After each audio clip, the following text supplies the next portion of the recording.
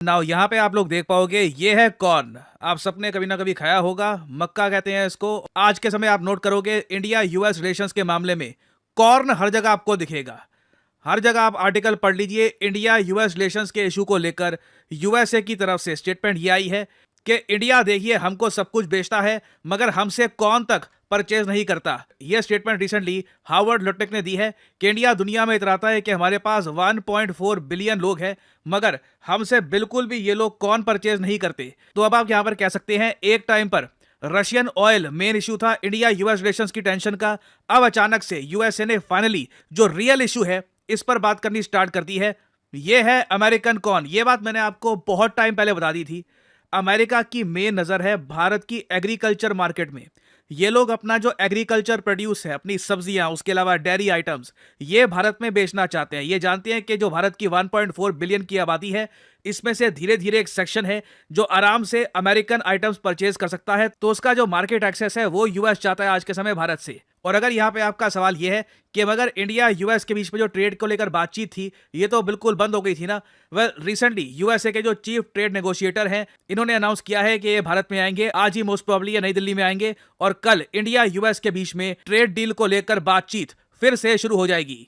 और इस समय देखो यूएसए की तरफ से एक पॉइंट यहां पर यह बिल्कुल है कि इंडिया को यूएस का कॉर्न खरीदना होगा ना। जो ये कॉर्न है आपने काफी बार लाइफ में खाया होगा, इसके पीछे जो इकोनॉमिक पावर रखता है ये वेजिटेबल, ये कमाल की है। अमेरिकन्स डेस्परेटली चाहते हैं कि इंडिया की मेजर मार्केट में इनको कॉर्न बेचने की अनुमति मिल जाए ना। इसका रीजन क्या है और क्यों इंडिया बिल्कुल भी अमेरिका का कॉर्न परचेज करना नहीं चाहता, ये मैं आपको समझाता हूं। पहले वैसे मैं एक थोड़ी बात ये भी ऐड कर दूं कि करियर 247 की लार्जेस्ट सेल एवर एक्टिव हो चुकी है।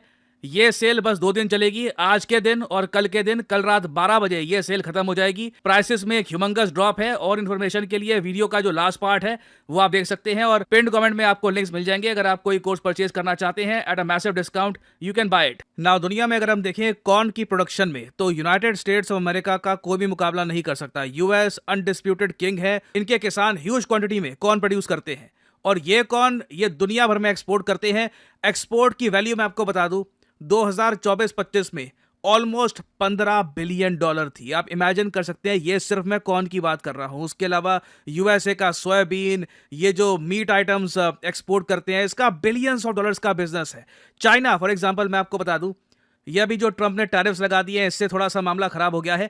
नहीं तो मैं आपको बता दूं चाइना लगातार यूएसए से बहुत सारा सोयाबीन परचेज करता था। जब से डोनाल्ड ट्रंप ने ये चाइना पे टैरिफ लगाए हैं तब से चाइना ने बिल्कुल भी अमेरिकन सोयाबीन परचेज करना बंद कर दिया है, जिससे अमेरिकन किसानों को बहुत ज्यादा लॉस हो रहा है। कई किसान वहां पे बैंकरप्ट हो रहे हैं, उनको अपनी जमीन बेचनी पड़ रही है। और याद रखिएगा डोनाल्ड ट्रंप का जो वोटर बेस है ना उसमें आपको बहुत सारे किसान मिलेंगे। एक्चुअली जो रिपब्लिकन पार्टी है यूएसए में उनके लिए ही जो किसान है ये बहुत ही इंपॉर्टेंट वोटिंग ब्लॉक है। तो अमेरिकन किसानों को सिंस आज के समय लॉस हो रहा है ना, और अमेरिकन कॉर्न ये भी अब कई कंट्रीज परचेज नहीं कर रही ड्यू टू वेरियस रीजंस। अब यूएस यहां पर देख रहा है इंडिया को, क्योंकि यूएस का ये मानना है कि मैक्सिको जैसा देश ही $5 बिलियन से भी ज्यादा का अमेरिकन कॉर्न परचेज कर लेता है। जापान 2 बिलियन का, कोलंबिया 1.5 बिलियन डॉलर्स का। ये सभी देश, इवन चाइना तक, सऊदी अरेबिया, ये सभी देश अमेरिकन कॉर्न परचेज करते हैं मगर भारत अमेरिकन कॉर्न बिल्कुल भी परचेज नहीं करता है। इसका रीजन क्या है?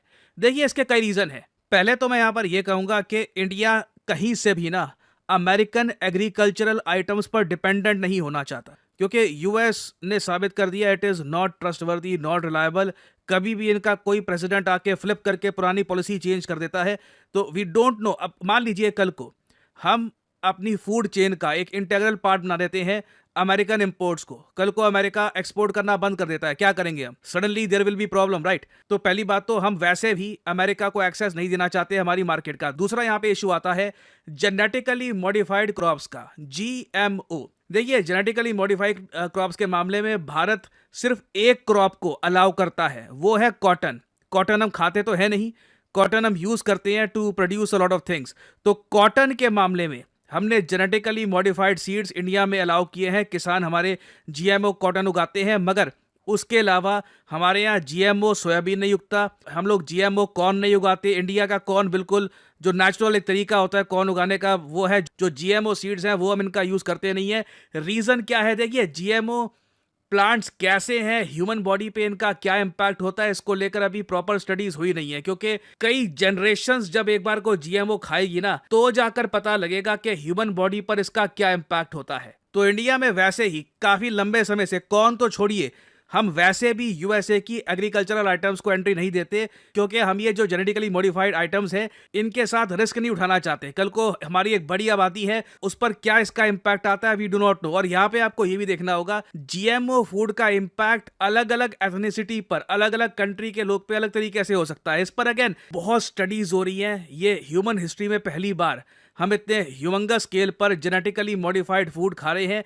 आई थिंक इंडिया की अप्रोच बिल्कुल सही है। वेट एंड वॉच, देखो पहले के यूएस, ब्राजील वगैरह, मैक्सिको में ये जीएमओ खाना जब खाते हैं तो इनके लोगों के साथ क्या होता है, कोई खास क्या डिजीज पैदा हो जाती है ह्यूमन बॉडी में, ह्यूमन बॉडी रिएक्ट कैसे करती है, उसके बाद eventually we can learn what we have to do.